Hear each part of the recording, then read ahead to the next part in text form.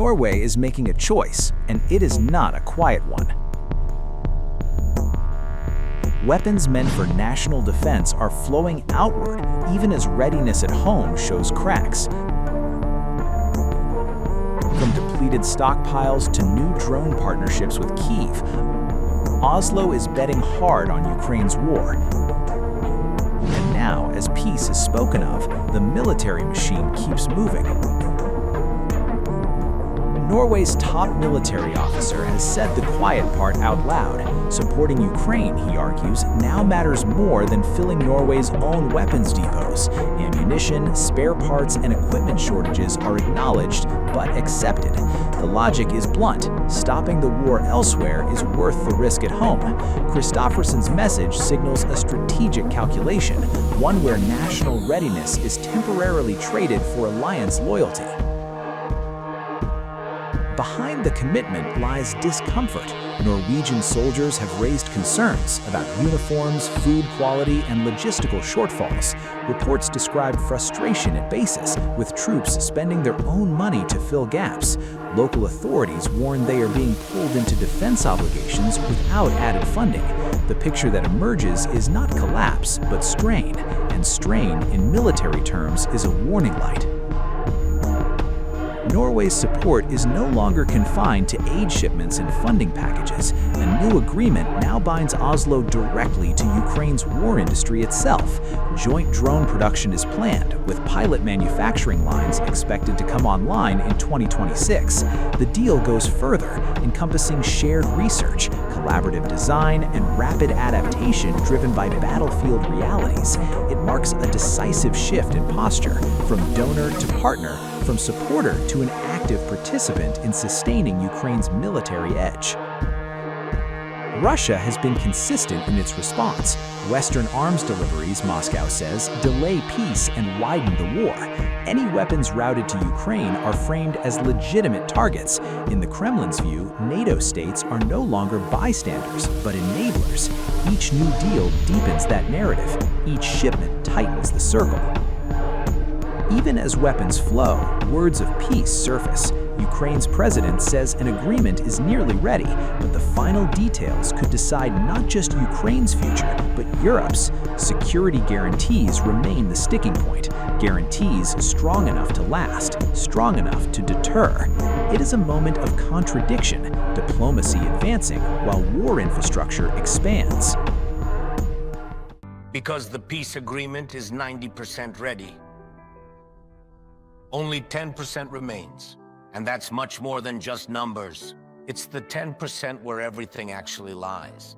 It's about the 10% that will determine the fate of peace.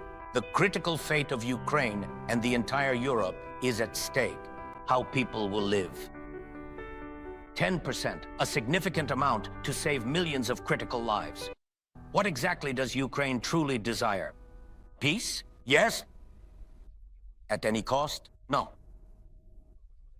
We want the war to end, but not the end of Ukraine. Are we tired? Very much. Does that truly mean that we are now ready to simply surrender? Anyone who genuinely thinks so is gravely and profoundly mistaken. They might say, just leave Donbass and then everything will simply and completely end. That is how deception sounds when translated from Russian. Translated into Ukrainian, English, German, French, or in fact any language in the world.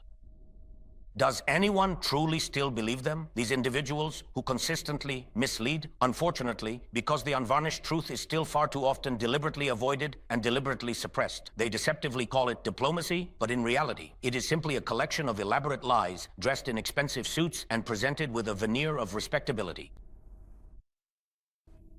Intentions must become security guarantees and therefore be ratified by the United States Congress, European parliaments, and all partners. The Budapest piece of paper will not satisfy Ukraine.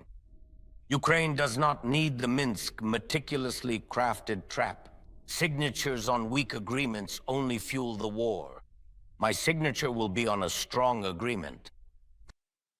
I told President Trump about this. I said it during our first meeting when everything could have ended in a storm for all of us. And during our recent meeting, which gives hope to all of us that peace is near, that it is more possible than ever, and that together we are able to achieve it. And to be honest, it was not at all easy to achieve such a change in the tone of relations between Ukraine and the United States.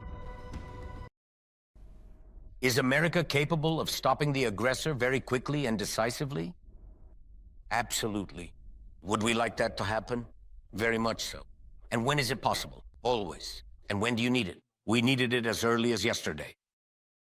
Russian oil is already cheaper, but their tankers must be stopped completely for the war to stop.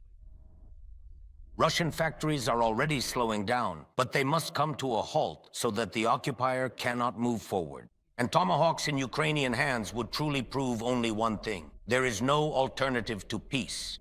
Norway's choice reflects a wider European dilemma: invest now to shape the battlefield, or hold back to rebuild national strength. For Oslo, the answer is clear. Victory, or at least endurance, must be secured forward, not at home. Whether that bet pays off or leaves Europe exposed is a question still unfolding. Russia's president, meanwhile, speaks with confidence. Victory, he says, is inevitable. His message is aimed inward at morale, resolve, and patience. Praise for troops, faith in outcome. You have taken on the responsibility to fight for your homeland, for truth and justice. Millions of people all across Russia, I assure you, are with you on this New Year's night. They think of you, empathize with you, and place their hopes in you. We are united in our sincere, selfless, and devoted love for Russia. I congratulate all our soldiers and commanders on the upcoming new year.